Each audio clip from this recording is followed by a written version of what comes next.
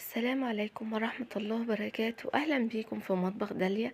النهاردة إن شاء الله هنعمل مع بعض وصفة حلوة جدا جدا، وصفة كيك حلوة قوي يا جماعة. يعني لو عندك بيضة واحدة بس هتقوم تحضري بقى الوصفة اللذيذة دي، وبجد سهلة جدا، وبجد كمان الأولاد هيطلبوها منك كل شوية. شايفين يا جماعة شكل طراوة الكيك بتاعنا قد ايه طري وهش وحلو جدا، وكمان كان طعمه حلو جدا جدا. وقبل ما ندخل على الطريقة يا ريت تعملي لي لايك واشتراك في القناة. يلا بينا نسمي الله ونصلي على الرسول ونشوف مقاديرنا ايه. اول حاجة عندي هنا بيضة درجة حرارة المطبخ،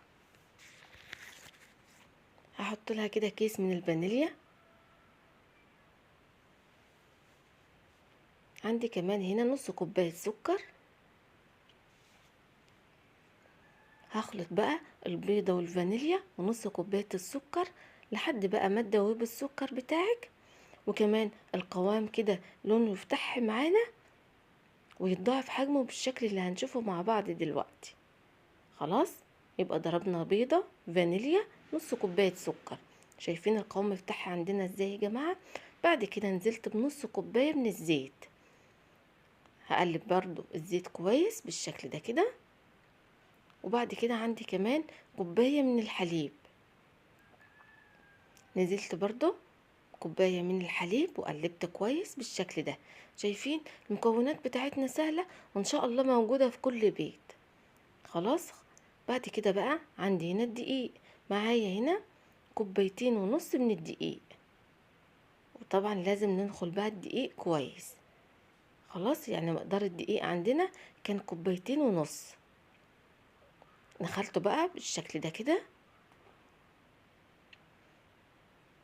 وبعد كده هضيف له بقى معايا هنا كيس من البيكنج باودر، وحطيت كمان رشة من الملح. يبقى حطيت كيس من البيكنج باودر عليها رشة ملح، وهبدأ بقى اقلب الخليط كويس بالشكل ده. طبعا بقى وانت بتقلبي في اتجاه واحد بالشكل ده كده لحد بقى ما الدقيق بتاعك يختفي خالص وكل المكونات تتقلب كده كلها مع بعضها.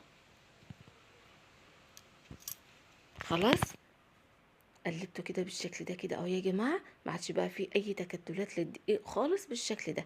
اخر حاجه بقى معايا هنا نص عصره ليمونه بضيفها كده لاي خليط كيك، بيخليه بقى فاتح وقوامه ابيض، يعني بيخلي لونه حلو جدا جدا. خلاص، هخلط بقى نص الليمونه دي مع الكيك بتاعنا بالشكل ده كده. خلاص يا جماعه، شايفين الوصفه بتاعتنا سهله وبسيطه ازاي؟ بعد كده بقى هاخد هنا معلقتين بس كده من خليط الكيك بتاعنا بالشكل ده كده، احطهم في بولة تانية.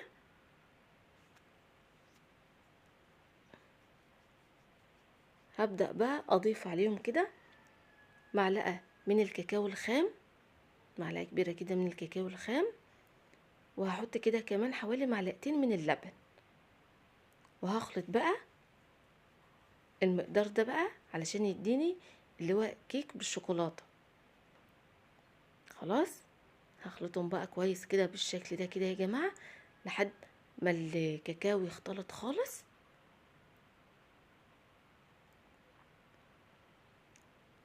خلاص كده اختلط عندي بالشكل ده كده اهو، بيكون برضو القوام بتاعه بالشكل ده. بعد كده بقى هجيب الصينية بتاعتي وادهنها دهنة زيت كويسة، وجبت كده اي حاجة بعلم بيها بس كده، يعني حطيتها في الدقيق وبنزل بيها كده على الصينية علشان لما اجي اعمل الاشكال تكون كده كلها الاشكال، يعني يعني على قد ما اقدر تكون كده كلها قد واحد، يعني كلها قد بعضها بالشكل ده كده. شايفين اهو؟ حطيت بقى خليط الكيك بتاعنا في كيس تلاجة او كيس حلواني، وبدأت بقى انزل بالخليط بتاعي بالشكل ده كده اهو. والخطوة دي بقى بتسهل عليكي ان كل مقدار الكيك بتاعك يكون كده كله قد بعض. وطبعا لو مش عاوزة تعملي وصفة الكيك ده في الفرن وحابة تعمليها على عين البوتاجاز برضو مفيش اي مشكلة. هتجيبي طاسة عندك ما تكونش بقى بتلزق، هتدهنيها بس دهنة زيت بسيطة خالص، وتحطي فيها بقى الكيك بتاعك كده دوريات كده، وتقومي حطاهم في الطاسة.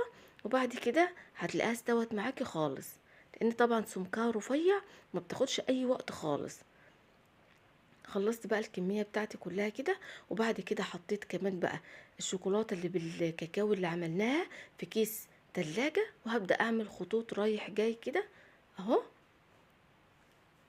على الكيك بتاعنا اللي عملناه في الاول، علشان بقى بيدينا الشكل حلو جدا وشكله كده يفتح النفس. شايفين بقى شكله عامل ازاي؟ بجد بقى جربي الطريقة دي هتعجبك جدا. هدخلها بقى الفرن على درجة حرارة 180، وبشغل من تحت بس. واخدت اللون ده، يعني قعدت في الفرن ما فيش حوالي 10 دقايق، وخرجت معانا بالشكل ده.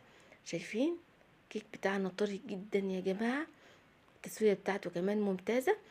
وفاض بقى واحدتين كده عملتهم ماربل كيك، فاض بقى عندنا كيك العجينة بالشوكولاتة، فقمت عاملة منها الاتنين دول.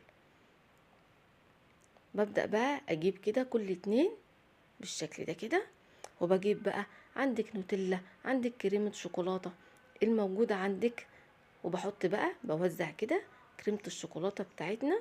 حابة تحطي نوتيلا، حابة تحطي اي حاجة براحتك خالص، حابة تحطي مربى برضو هتكون حلوة جدا. وزعتها كده، وبعدين بقى بجيب واحدة تانية وبحطها عليها بالشكل ده. شايفين؟ بجد بقى الولاد بقى هياخدوا واحدة من دي بجد هتشبههم جدا، طبعا مغذية جدا.